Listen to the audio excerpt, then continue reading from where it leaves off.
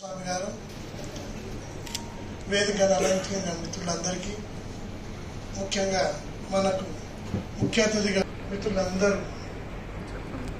ఎమ్మెల్యేతో సహా అందరికీ పోరాట చరిత్ర ఉన్న వాళ్ళే. ఎవరు కూడా ఏంటంటే ఆశామాసి వచ్చినటువంటి వ్యక్తులు కాదు. కాబట్టి ఏంటంటే వేదికను అలంకరించినటువంటి వాళ్ళు కానీ, ఇక్కడ ముందర ఉన్నవాళ్ళు కానీ అందరూ కూడా ఏదో జరగాలనేటువంటి, జరిగితే బాగుండు అనేటువంటి ఆశ ఉన్న వాళ్ళే. మిత్రులారా, 30 సంవత్సరాల పాటు ఒకరికొకరి ముఖం చూసుకోలేనటువంటి పరిస్థితిలో పోరాటం జరిగినటువంటి పరిస్థితి. అతడు ఎక్కువ తింటున్నాడు, నేను తక్కువ తింటున్నా, అతడు పెద్ద చెప్పలు ఆడుకుంటున్నాడు, నేను చిన్న చెప్పలు ఆడుకుంటున్నా, వాడు దోచుకుంటున్నాడు, ఐఏఎస్ అయిండు, ఐపీఎస్ అయిండు, ఏం కాలేదు. ఇవన్నీ నానా రకాలుగా ఉద్యమాలు వచ్చినటువంటి పరిస్థితి. మేము వచ్చినప్పుడు ఏముందంటే, అసలు ఏ దానికోసమైతే పోరాటం చేసినామో ఆ పోరాటం చేసిన తర్వాత అక్కడ లేనే లేదు. వాళ్ళ గవర్నమెంట్ ఉద్యోగాలు లేవు. గవర్నమెంట్ ఉద్యోగాలు ఉన్నా నోటిఫికేషన్గా వచ్చే పరిస్థితి లేదు. ఇటువంటి పరిస్థితిలో ఇవాళ 22% ఉంటాం మానవాళులు కలిస్తే ఈ రాష్ట్రంలో. 1% కూడా లేనటువంటి 0.5% ఉన్నటువంటి వ్యక్తులు ముఖ్యమంత్రి అయింది, ఆర్థిక మంత్రి అయింది, అంటే 4 మంత్రులు అయింది, అదేవిధంగా 11 మంది ఎమ్మెల్యేలు అయ్యారు. 1% లేనటువంటి. ఒకవేళ 22% మనం కానీ ఐక్యమై మేము రాజ్యాధికారంలోకి వస్తామన్నటువంటి భావంతో ఉంటే ఈ రాష్ట్రాన్ని మనం వేలకుండా ఏ శక్తి కూడా ఆపలేదు. ఖచ్చితంగా ఎవరు రాజ్యాధికారంలోకి వస్తే వారి యొక్క కులాన్ని గౌరవించేటువంటి పరిస్థితి. కానీ మనం ఏమైపోయిందంటే, గాయకులు క్షమించాలి, మన పాటలన్నీ కూడా నక్సలైట్ మూమెంట్ వల్ల కానీ, దళిత మూమెంట్ వల్ల కానీ అన్ని 7 పాటలే. నేను హీనుని, దీనుని, గతిలేనుని, పేదవాడిని ఇదే మాట మాట్లాడుతున్నాను. 1957 నుంచి 2025 వరకు రిజర్వేషన్లు అమలైంది. కనీసం ఏంటంటే ఎమ్మెల్యేలు అయ్యిండు, ఎమ్మెల్సీలు అయ్యిండు, ఎంపీలు అయ్యిండ్రు, అందులో లోక్సభ, రాజ్యసభ అయినటువంటి పరిస్థితి. ఒక్క ఎమ్మెల్యే కనీసం 50 కుటుంబాలను అభివృద్ధి చేస్తే ఎంతమంది అభివృద్ధి అయి ఉంటారు? మనకు సంబంధించినటువంటి అభివృద్ధిని మనం చూడటం లేదు. ఇవాళ కోట్ల రూపాయలు డబ్బు సంపాదించిన వాళ్ళు ఉన్నారు, కానీ లేని పేదరికాన్ని తెచ్చుకుంటున్నాం మనం. పేదలము పేదలము పేదలము అనే పద్ధతిలో. నేను కూడా ఎలక్షన్లో పోటీ చేసిన. టీచర్లు ఏంటంటే బ్రహ్మాండమైనటువంటి జీతం ఉంటుంది, గవర్నమెంట్ ఉద్యోగాలు జీతం ఉంటుంది. నేను వాళ్ళని ఏంటంటే ఓటు వేయమని అడిగినా, పోస్టల్ ఓటు ఉంటుంది కదా, 1000 రూపాయలు ఇస్తే నేను ఓటేస్తాను అంటే, 1000 రూపాయలు ఎందుకు నీకు అవసరం లేదు కదా అంటే, వాడు 5000 ఇస్తా అంటున్నావు నువ్వు కాబట్టి నీకు 1000 రూపాయలు. ఇది ఇవాళ సమాజంలో ఉన్నటువంటి పరిస్థితి. అంటే వాళ్లకు బాబాసాహెబ్ అంబేద్కర్ అంటే తెలుసు, ఆయన ఐడియాలజీ తెలుసు, గొప్పగా చెప్తుంటారు. వర్ధంతి జయంతి వచ్చిన రోజు ఏం చెప్తారు? అంబేద్కర్ పుణ్యాన్ని మనం ఈ స్థాయిలో ఉన్నామని చెప్తారు. ఆయన తన పిల్లలను పోగొట్టుకున్నాడు, తన భార్యను పోగొట్టుకున్నాడు, ఆయన మూలాన్ని మనం ఈరోజు ఈ స్థాయిలో ఉన్నాం అనుకుంటారు. కానీ వాళ్ళ వరకు వచ్చే వరకు అమలు జరుగుతలేదు, వాళ్ళు ఆలోచిస్తలేరు. ఈ పరిస్థితి ఉంది కాబట్టి వాళ్ళు ఏం జరుగుతుంది?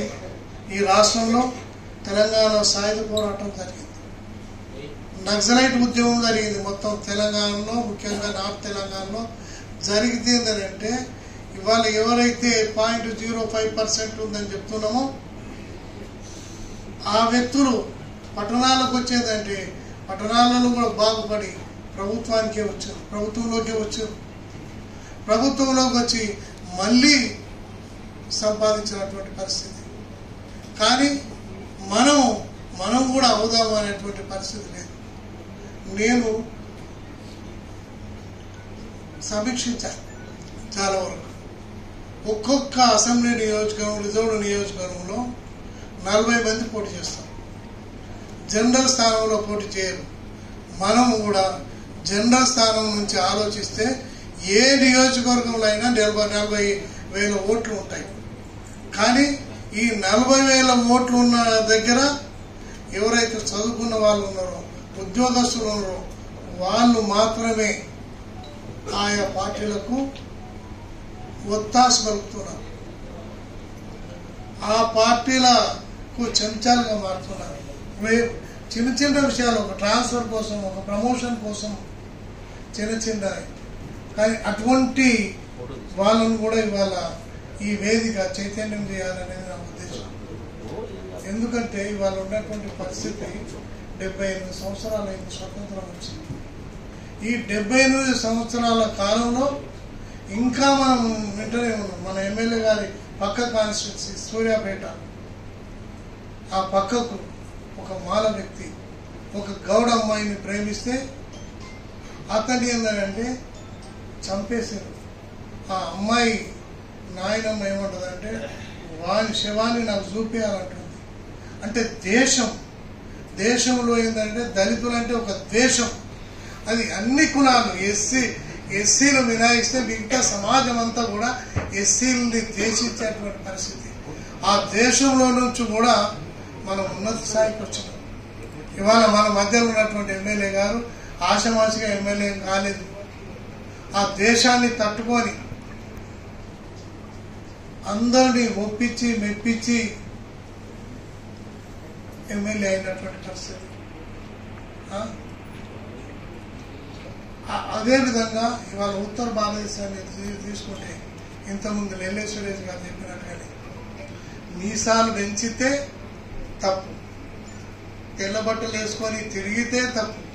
మొన్ననైతే ఫంక్షన్ హాల్లోని పెళ్లి చేసుకుంటావా అని మొత్తం పెళ్లికి వచ్చిన వాళ్ళందరి మీద, పెళ్లి పిల్లగాలతో సహా అందరి మీద దాడి చేసి విపరీతంగా తగినటువంటి పరిస్థితి. ఇంకా ఎటువంటి పరిస్థితి ఉందంటే ఆ రాష్ట్ర ముఖ్యమంత్రి, ఉత్తరప్రదేశ్ ముఖ్యమంత్రి, నేను వస్తున్నా, ఇగో సబ్బులు పంపిస్తున్నా, మీరు ఈ సబ్బులతో స్నానం చేసి నా ముందుకు రావాలని అంటున్నారు. ఎంత అవమానకరమైనది. కానీ ఇవాళ అంబేద్కర్ పండేవాడిని వాళ్ళు కూడా చైతన్యమైనటువంటి పరిస్థితి. ఆ చైతన్యమైనటువంటి వ్యక్తులు నీవు మాకు సబ్బులు కాదు, నీకే పెద్ద సబ్బు చేసి పంపించినటువంటి పరిస్థితి, వాని ముఖం మీద కొట్టినటువంటి పరిస్థితి. అరే సన్యాసి, మేము ఇవాళ చైతన్యవంతమైన. కాబట్టి మిత్రులారా, ఒక దేశం, ఎంత దేశం అని అంటే మన తెలంగాణలో కనబడుతుంది, భారతదేశం అంతటా కనబడుతుంది. అంబేద్కర్ అనే వ్యక్తి రాజ్యాంగమే రాయకపోతే వీళ్ళందరూ మన ముందు పశువులాగా బతికేటోళ్ళు, అటువంటిది వాళ్ళ మనుషులాగా బతుకుతున్నారు. కాబట్టి ఈ అంబేద్కరే కదా మనకి దీనికి అంత కారణమని ఒక దగ్గర చెయ్యి ఇవ్వబడతారు, ఒక దగ్గర కాళ్ళు ఇవ్వబడతారు, ఒక దగ్గర తలకాయ తీస్తారు. ఒక విగ్రహాన్ని, అంటే ఎంత ద్వేషం ఉందో సమాజంలో మన పట్ల, అది ఇవాళ మనం ఆలోచించవలసిన అవసరం ఉంది. కానీ 30 ఏళ్ళ నుంచి మనలో మనం తనుకోవడానికి సరిపోయింది.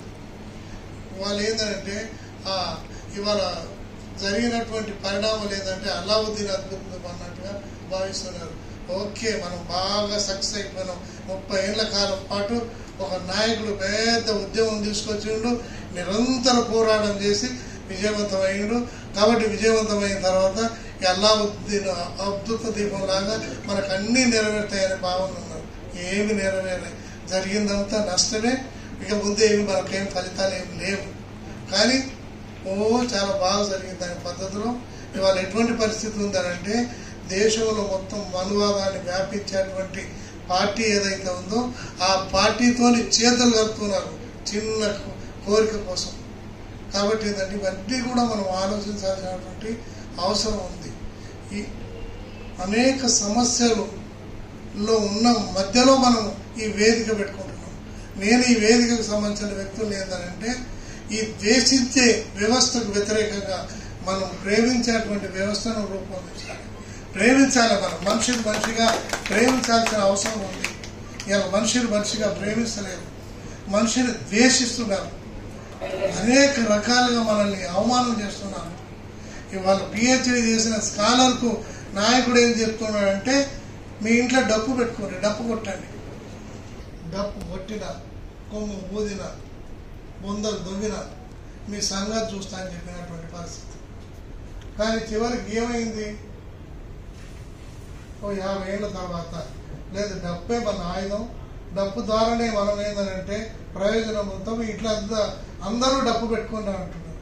అరే నువ్వు డప్పు కొడితే పర్వాలేదు, నీకోసం నువ్వు కొట్టుకో, కానీ వాడు నిన్ను పిలిచి డప్పు కొట్టాలి అని చెప్తున్నప్పుడు అది అవమానంగా భావిస్తే, అది పరువుకు నష్టమని భావిస్తే ఖచ్చితంగా ఏంటంటే దాన్ని మనం వ్యతిరేకిస్తాం.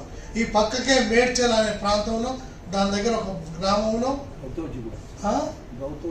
గౌతోజిగూడ అనే గ్రామంలో ఎంఎస్సి చేసినటువంటి వ్యక్తులు, ఎంఎస్సి చేసి పిహెచ్డి చేసినటువంటి వ్యక్తులు, ఈ ఒత్తిడి అనేది ఉంటుంది కదా, ఒకరి తర్వాత ఒకరికి వస్తే ఆ ఇంటికి వస్తే వాళ్ళు చెప్పారు మేము డప్పు కొట్టము, మేము ఈ ఒత్తిడి చేయము, మేము చదువుకున్నాం కాబట్టి మేము ఉద్యోగాలు చేస్తామంటే లేదు మేము కానీ ఒత్తిడి చేయకపోతే నేను బహిష్కరిస్తాం, నువ్వు ఎంత చదువుకున్నా వచ్చి డప్పు కొట్టాల్సిందే అని చెప్తే వాళ్ళను తీసుకొచ్చి ఇబ్బందులు పాలు చేసినటువంటి పరిస్థితి.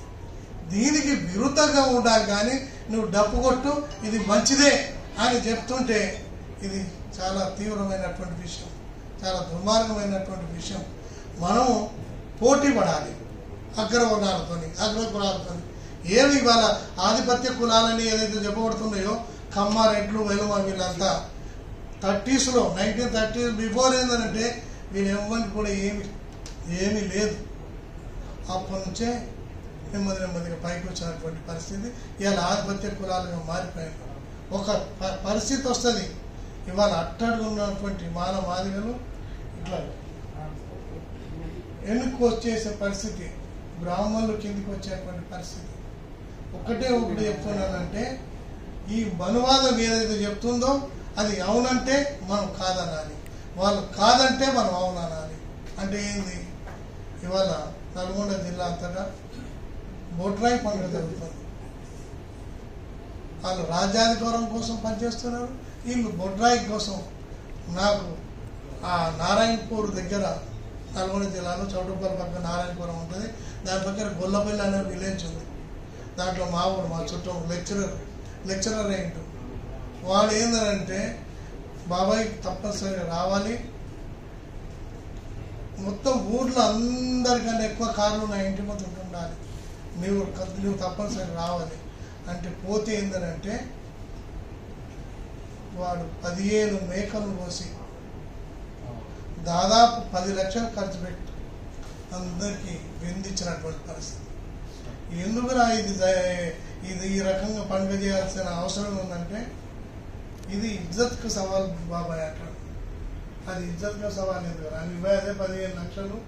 మనం ఎక్కడన్నా ఏ ల్యాండో కొని లేదా ఏదో ప్లాట్ కొంటే తర్వాత కాలంలో అది ఎక్కువ రేటు బలికి లేదా నీవు ఆ 15 లక్షలే ఖర్చు పెట్టాలంటే మన పిల్లలకి ఎవరికో ఒకరి చదువు కోసం ఉపయోగిస్తే సరిపోతుంది కదా. కానీ వాళ్ళ పండుగల పేరు మీద ప్రత్యర్థి చేస్తున్నటువంటి ప్రచారంతో మనం లొంగిపోయి ఈ పండుగల పేరు మీద హిందూ సిస్టమ్ ఏదైతే ఆచార వ్యవహారాలు ఉన్నాయో ఆ వ్యవహారాలను పాటించడం ద్వారా మనం ఫెయిల్ అయిపోయినటువంటి పరిస్థితి. మనం ఫెయిల్ కాకుండా ఉండాలంటే ఖచ్చితంగా మనం ఈ మనువాద వ్యవస్థను, మనువాద సంస్కృతిని ఖచ్చితంగా వ్యతిరేకించాలి. మీరు ఇంతకుముందు చాలామంది చూడలేదు, అంబేద్కర్ ఫిలిం చూస్తుంటే మనకు అర్థమవుతుంది. అనేక బాధలు, అనేక కష్టాలు ఉన్నప్పటికీ ఆయన సమాజం కోసం, తన కుటుంబం కోసం కాకుండా సమాజం కోసం చదివాడు, సమాజం కోసం నిలబడ్డాడు, సమాజం కోసం, ముఖ్యంగా దళిత సమాజం కోసం రాజ్యాంగం రాశాడు. ఆ రాజ్యాంగం పుణ్యమా ఇవాళ ఏంటంటే స్కాలర్స్ అయ్యారు. ఇవాళ మనం అందరం ఎమ్మెల్యేలు అవుతున్నాం, ఎంపీలు అవుతున్నాం, అధికారులు అవుతున్నారు, డాక్టర్లు అవుతున్నారు, ఇంజనీర్లు అవుతున్నారు. ఇన్ని రకాలుగా ఉన్నాక కూడా మనం ఇతరులతో ఆధిపత్య కులాలతో ఇబ్బందులు పడుతూనే ఉన్నాం. ఆ ఇబ్బందులు పడుకుంటా కూడా ఒక ఉన్నత స్థాయికి వచ్చినామంటే వాడికన్నా మనం మెరుగైనటువంటి వ్యక్తులం. ఇవాళ ఏంటంటే ప్రతిదాన్ని తట్టుకునేటువంటి శక్తిని సంపాదించిన మనం ఖచ్చితంగా ఏంటంటే ఇవాళ ఒక బరిగీసి నువ్వు అటు నేను ఇటు అంటే ఒక్కడు నిలబడడు. ఇవాళ ఒక్కడు నిలబడడు. నా చిన్నప్పుడు నా జ్ఞాపకం వస్తుంది, బురద నాగలి దున్నుతుంటే దున్నపోతుతో దున్నుతారు, బాగా బురద ఎక్కువ ఉన్న దగ్గర. మీకు చాలా మంది తెలిసే ఉన్నారు. బురద నాగలి దున్నేటప్పుడు దున్నపోతు ఏంటంటే అది మకరం బట్టి ఉంటుంది, పండుకుంటుంది, లేవదు. ఈ ఆధిపత్య కులాలు లాగానే దున్నపోతు మకరం బట్టి ఉంటుంది. అప్పుడు ఏముంటామంటే వాళ్ళు రెడ్డే ఏమంటారు, అరే నల్ల దానయ్య వస్తారా, వచ్చిందంటే నిన్ను లేపుతారు, దున్నపోతు చెప్తారు. దున్నపోతు కూడా వింటది. నల్ల దానయ్య వచ్చి ఏం చేస్తాడు, దాని తోకను కొరుకుతాడు. ఆ తోకను కొరికితే అది వెంటనే ఆ బాధకు లేచి నిలబడుతుంది. అటువంటి వ్యక్తులను మనం ఎదుర్కోగలిగితే బలిగిస్తే వాడిని ఎదుర్కోవడం సాధ్యమైంది. కుట్ర పద్ధతులు విపరీతమైనటువంటి కుట్రతోని మనల్ని విడదీసి కొడతారు. వాళ్ళు ఆ విడదీయకుండా ఉంటారు. వాడు విడదీస్తాడు, మనం కలపాలి. వాడు విడదీయటం, మనం కలపటం, ఇదే జరగాల్సినటువంటి అవసరం ఉంది. మిత్రులారా, ఇవాళ దేశవ్యాప్తంగా ఒక చైతన్యం వచ్చింది. మనమేమి అంత ఆషమాషిగా లేవు, మనమేమి హీనులం దీనులం కాదు. ఖచ్చితంగా మనం నిలబడితే మన చైతన్యం ముందు ఎవరు తట్టుకోలేడు. ఈ రాష్ట్రానికి చీఫ్ సెక్రటరీగా ఉమ్మడి రాష్ట్రానికి మాధవరావు అనే వ్యక్తి వచ్చింది. ఈ రోజు వరకు కూడా చీఫ్ సెక్రటరీలు వచ్చిన వాళ్ళందరికన్నా కూడా మెరుగైన వ్యక్తి ఎవరంటే కాకి మాధవరావు అని చెప్తారు.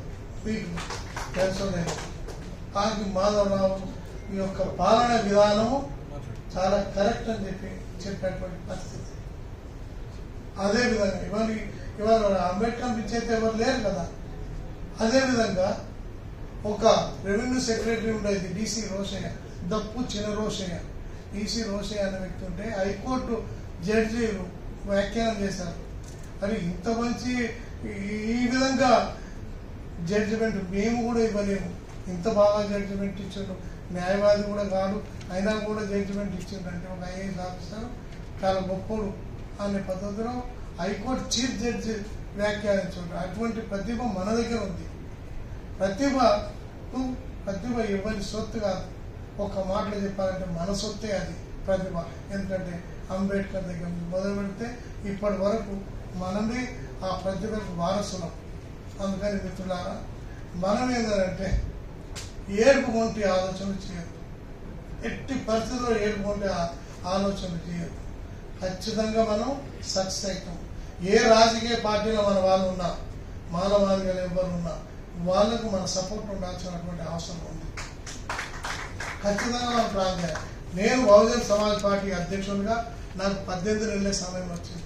18 నెలల కాలంలో కాంగ్రెస్ తెలుగుదేశానికి ప్రత్యామ్నాయంగా రూపొందించిన బహుజన్ సమాజ్ పార్టీ అధికారంలోకి వస్తుందా ఏమని నాకు వైఎస్ రాజశేఖర రెడ్డి గారు పిలిచి యూపీ పోయి ఏపీ అవుతుందా అనే అటువంటి పద్ధతి నాతో ఆయన చెప్పాడు. మా ప్రకాష్ యూపీలాగా మారుతుందేమని నేను భయపడిపోయినాను. కాబట్టి ఏంటంటే అవకాశం దొరికితే మనం ఏదైనా చేయగలుగుతాం. ఇవాళ మన మధ్యలో ఉన్నటువంటి ఎమ్మెల్యే గారికి నిజంగా ఏదంటే అవకాశం ఇచ్చి చూడండి. ముఖ్యమంత్రి అయితే ఏముంటుందో చూపించండి కదా, ఒక్కొక్కరిని ఆట ఆడిపించి. అంతకుముందు ఎమ్మెల్యే కాకముందు అది జరుగుతుంది. అవకాశం రావాలి అంటే మనం ఇప్పుడు హైదరాబాద్లో మనం అందరం గట్టిగా ఉన్నామంటే ఆయన వైపు వేలెత్తి చూపించే పరిస్థితి ఉండదు. లేకపోతే ఏమవుతుంది, ఆయన నియోజకవర్గంలో ఉన్నోడు కోమటిరెడ్డి వెంకరెడ్డి లాంటి వాడు, కోమటిరెడ్డి రాజగోపాల్ రెడ్డి వీడు ఏకుపోయి మేకలుతున్నారు అని పద్ధతి. కానీ మేకం చేసేటోళ్ళు హైదరాబాద్లో ఉన్నారు. అవసరమైతే వాళ్ళందరూ ఈయన సపోర్ట్కి వస్తారనే అటువంటి ఆలోచన కానీ వారికి వచ్చిందనుకో ఖచ్చితంగా ఈయనకు వ్యతిరేకంగా వచ్చేటువంటి పరిస్థితి ఉండదు. అది అన్ని చోట్లకు వర్తిస్తుంది, అంతటా వర్తిస్తుంది. ఈ మాట నాతోని దామోదర్ రాజనరసింహ అన్నాడు, అన్న నువ్వు బీఎస్పీలో ఉన్నన్ని రోజులు, నాయకత్వం వహించినన్ని రోజులు మా పట్ల ఎంతో గౌరవంగా ఉండేది ఈ కాంగ్రెస్ పార్టీలో ఉన్న పెద్దలు. ఇప్పుడు పోయినావు ఆ రకంగా లేదు. ఇది చాలా స్పష్టంగా నాతో చెప్పడం జరిగింది మిత్రులారా. అందుకని నెల్లే సురేష్ కానీ శ్రీనివాస్ చాలా బుద్ధిమంతుడు, చాలా నిజాయితీపరుడు. వీళ్ళ నాయకత్వంలో, అదేవిధంగా చంద్రస్వామి కూడా వీళ్ళ నాయకత్వంలో దళితుల్ని కలిపే పని, మానవాదిగల్ని కలిపే పని, విడదీష్టలు చాలా మంది ఉన్నారు. ఆ కలిపే పని చేయాల్సినటువంటి అవసరం ఉంది. విసిగిపోయిందంటే రాజకీయాల నుంచి నెమ్మదిగా తగ్గుతున్నాం. నేను డాక్టర్ బాబాసాహెబ్ అంబేద్కర్ చివరి జీవిత చరమాంకంలో ఏ రకంగానైతే బుద్ధిజాన్ని స్వీకరించాడో ఆ బుద్ధిజం కోసం పనిచేస్తున్నాను. ఆయన 5-6 లక్షలతోని బుద్ధిజం తీసుకున్నారు. ఈ వచ్చే విజయదశమి కాకుండా రానున్న విజయదశమిలో నేను 1,00,000 మందితో బుద్ధిజం తీసుకోబోతున్నాను. బుద్ధిజమే ఏకైక పరిష్కారం. ఖచ్చితంగా మనకు ఇవాళ క్రైస్తవ మతం కానీ ఇస్లాం మతం కానీ విదేశీ మతాలు అంటున్నారు, కానీ భారతీయ సంస్కృతికి ప్రతీక బుద్ధిజం. ఆ బుద్ధిజం అంటే ఏంటంటే మేము రంగంలోకి తీసుకొచ్చిన తర్వాత ఏ హిందూ మతం ఏం మాట్లాడతాం, మన్వాదుల వ్యవస్థ ఏం మాట్లాడుతుంది, ఖచ్చితంగా ఇవాళ ఏంటంటే మనం వాళ్ళకి ప్రత్యామ్నాయంగా చూపించాల్సిన అవసరం ఉంది. అధికారంలో రాజకీయ అధికారం వైపు చూడాలి, ఆధ్యాత్మికంగా మనం ప్రత్యామ్నాయంగా చూపించాలి. అట్లా ప్రత్యామ్నాయంగా చూపించడానికి నేను ఏంటంటే బుద్ధిజాన్ని చేపడుతున్నాను. వచ్చే విజయదశమికి, ఈ విజయదశమి కాకుండా వచ్చే విజయదశమికి 1,00,000 మందితోని నేను బుద్ధిజాన్ని స్వీకరిస్తున్నా. మీరందరూ కూడా సపోర్ట్ చేయాల్సిన అవసరం ఉంది. బుద్ధిజమే మనకు ప్రత్యామ్నాయం. ఆ రకంగా ఆధ్యాత్మిక రంగంలో అది తప్ప ఇంకోటి లేదు. ఎందుకంటే రెండోది బాబాసాహెబ్ అంబేద్కర్ తీసుకున్నాడు కాబట్టి నేను కూడా బుద్ధిజాన్ని స్వీకరిస్తాను. నాకు ఈ అవకాశం ఇచ్చినటువంటి నెల్లే సురేష్ గారికి మరొకసారి అభినందనలు తెలియజేస్తూ మనం కలపడమే ధ్యేయంగా పనిచేయాలని చెప్పి వారికి పిలుపునిస్తూ సెలవు తీసుకున్నాను. Thank you.